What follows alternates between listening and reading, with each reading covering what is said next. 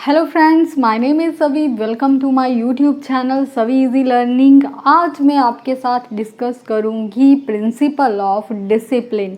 Principal of discipline आपको पता ही है कि हेनरी फ्योल ने दिया है। हेनरी फ्योल, जिनको फादर ऑफ मैनेजमेंट भी कहा जाता है, उन्होंने टोटल 14 प्रिंसिपल्स दिए हैं। इस वीडियो में मैं सिर्फ प्रिंसिपल ऑफ डिसिप्लिन जो है वो डिस्कस करूंगी। अगर आप अदर प्रिंसिपल्स के बारे में भी जानना चाहते हैं तो आप मेरे यूट्यूब चैनल सभी इजी लर्निंग पे जाके देख सकते हैं। अगर आप ये भी चाहते हैं कि आपको मेरे अदर वीडियोस के नोटिफिकेशंस आएँ तो आप बेल आइकॉन पे क्लिक कर सकते हैं और मेरा चैनल सब्सक्राइब कर सकते हैं। चलिए अब इस प्रिंसिपल पे कंसंट्रेट करते हैं। प्रिंसिपल ऑफ डिसिप्लिन जो है वो कहता है कि अगर आपको सिस्टमेटिकल वर्किंग चाहिए ऑर्गेनाइजेशन में, हर काम सिस्टमेटिकली चलता रहे बिना किसी रुकावट के और कोई भी रुकावट उसमें ना आए, देन आपको क्या करना है, कुछ एक चीज़ें हैं जिनका ध्यान रखना है, जिनको फॉलो करना है। तो ये क्या है हेनरी फ्योल ने जो दी हैं, देखते हैं। Rules, regulations and code of conduct.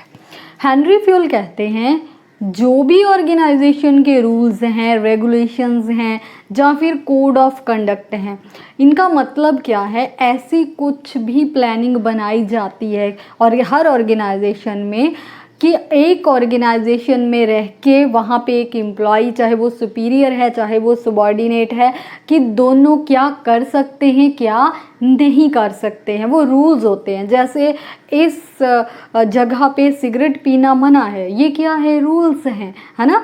तो आपको अगर छुट्टी चाहिए तो एक मंथ में एक ही अलाउ है, तो ये क्या है, कोड ऑफ कंडक्ट है उस जॉब में रह के जिनको आपको फॉलो करना पड़ेगा। तो ये जो हैं आपको ऑर्गेनाइजेशन में ज़रूर फॉलो करने हैं। अगर ऐसा आप नहीं करते हैं तो ऑर्गेनाइजेशन का जो काम है वो स्मूथली नहीं होगा। नेक्स्ट है क्लियर एंड फेयर एग्रीमेंट्स, है ना। अगर कोई भी जॉब परफॉर्म करने के लिए दे दी गई है ना, जो कुछ भी ऐसा नोटिस आया है, कोई एग्रीमेंट ही हुआ है, हर चीज़ में क्लैरिटी होनी चाहिए। ऐसा नहीं है कुछ बोला गया है और उसकी क्लैरिटी ही नहीं है, एम्प्लॉयज़ फिर क्या करेंगे, कुछ भी नहीं कर सकते वो, है ना। तो हर जगह पे क्लैरिटी, मतलब फेयर होना चाहिए, सब कुछ डिस्क्लोज होना चाहिए एम्प्लॉयज़ के सामने भी, और जो सुपीरियर्स हैं उनके लिए भी सेम यही है। नेक्स्ट है आपका मीटिंग कमिटमेंट्स। तो इस जो स्टेप है इसमें जो काफ़ी बच्चों को प्रॉब्लम आती है कि ये कमिटमेंट्स क्या हैं। कमिटमेंट का मतलब ये है कि अगर किसी ने कुछ बोल दिया कि ऐसा होगा, है ना, प्रॉमिस कर लिया मान लीजिए, है ना, तो एक टाइप का ये प्रॉमिस है। उसके बाद उस पे जो है हर एक पर्सन को अपना 100% देना पड़ेगा, उस कमिटमेंट के ऊपर जो काम है करना ही पड़ेगा। अब मान लीजिए एम्प्लॉयज़ थे, वो काम कर रहे थे, है ना, तो लेकिन उनको एक प्रॉब्लम आ रही थी, वो प्रॉब्लम उन्होंने अपने मैनेजमेंट के सामने रखी।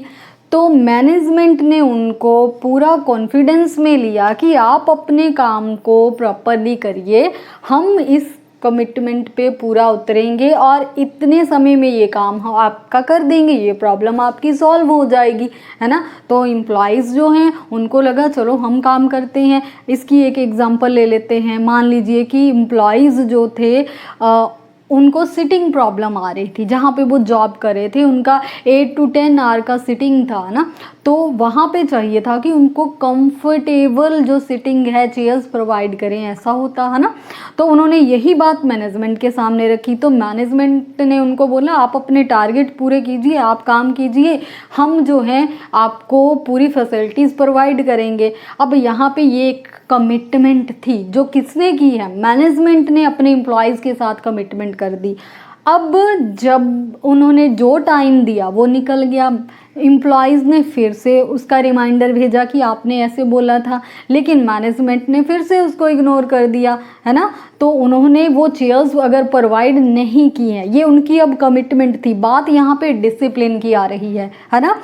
तो वहाँ पे उन्होंने फिर से जो है इस चीज़ को इग्नोर कर दिया और एम्प्लॉयज़ को वो चेयर्स जो थी वो प्रोवाइड नहीं की। अगर ऐसा ही होता आ रहा है, वो उस टाइम के अंदर उनको वो फैसिलिटी प्रोवाइड नहीं करते हैं, इसका मतलब एम्प्लॉयज़ तो डिसिप्लिन में हैं, जो सबॉर्डिनेट तो डिसिप्लिन में हैं, लेकिन जो सुपीरियर्स हैं वो प्रिंसिपल ऑफ डिसिप्लिन को फॉलो नहीं कर रहे हैं। तो ये एग्जांपल मैंने आपको इसलिए सामने रखी है बिकॉज प्रिंसिपल ऑफ डिसिप्लिन, चाहे कोई भी रूल्स हैं, रेगुलेशंस हैं, वो सिर्फ सबॉर्डिनेट्स के लिए नहीं है, सिर्फ एम्प्लॉयज़ के लिए नहीं है, ये जो हैं सुपीरियर्स हैं उनके लिए भी सेम ही है उस ऑर्गेनाइजेशन में। जैसे अब उन्होंने अपनी कमिटमेंट को तोड़ दिया, अब एम्प्लॉयज़ डिससेटिस्फाई होंगे और वो कभी भी जो है विश्वास मैनेजमेंट पे नहीं करेंगे। ये चीज़ उनकी वर्किंग के ऊपर भी इफ़ेक्ट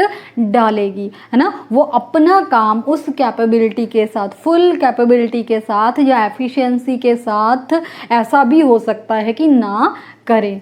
इसकी एक और एग्जांपल ले सकते हैं। मान लीजिए कि मैनेजमेंट ने बोल दिया कि उनको ज़्यादा प्रोडक्शन चाहिए थी, आप ओवर टाइम लगाइए, हम जो है आपको ओवर टाइम दे देंगे, है ना। तो जो जितना भी आपने एक्स्ट्रा टाइम लगाया है उसके लिए आपको एक्स्ट्रा वेजेस मिलेंगी। तो एम्प्लॉयज़ ने खूब काम किया, उसके बाद जब टाइम इंक्रीमेंट या एक्स्ट्रा वेजेस का आया तो वहाँ पे उन्होंने इग्नोर कर दिया, है ना। तो अब यहाँ पे ही सुपीरियर अपनी कमिटमेंट्स पे नहीं ठीक उतरे हैं। तो इसका मतलब ये है कि वहाँ सिस्टमेटिक वर्किंग नहीं होगी। एम्प्लॉयज़ जो हैं वो अपना काम ना तो एफिशिएंसी से करेंगे ना इफ़ेक्टिवली। एफिशिएंसी का मतलब है कि वो अपना काम फुल कैपेबिलिटी से नहीं करेंगे, जिससे क्या है जो क्वालिटी है उसके ऊपर जो है डिफरेंस हो सकता है, मतलब क्वालिटी पे कॉम्प्रोमाइज़ हो सकता है। दूसरा है इफ़ेक्टिवनेस। इफ़ेक्टिवनेस का मतलब है कि वहाँ पे जो काम है वो टाइम पे अब नहीं होगा। अब मैनेजमेंट उनको कोई भी काम बोलेगी, एम्प्लॉयज़ जो हैं वो काम टाइम पे नहीं करके देंगे और हर काम में डिले हो सकता है। तो ये इस प्रिंसिपल को अगर हम देखें, अगर इसको फॉलो करते हैं, इफ़ेक्टिवनेस, एफिशिएंसी आती है और साथ ही काम सिस्टमेटिक वे से होता है। अगर नहीं फॉलो करते हैं तो ये तीनों चीज़ें नहीं होंगी। फ्रेंड्स, अगर आपको ये मेरा वीडियो अच्छा लगा तो प्लीज़ मेरे वीडियो पे जाके लाइक करें।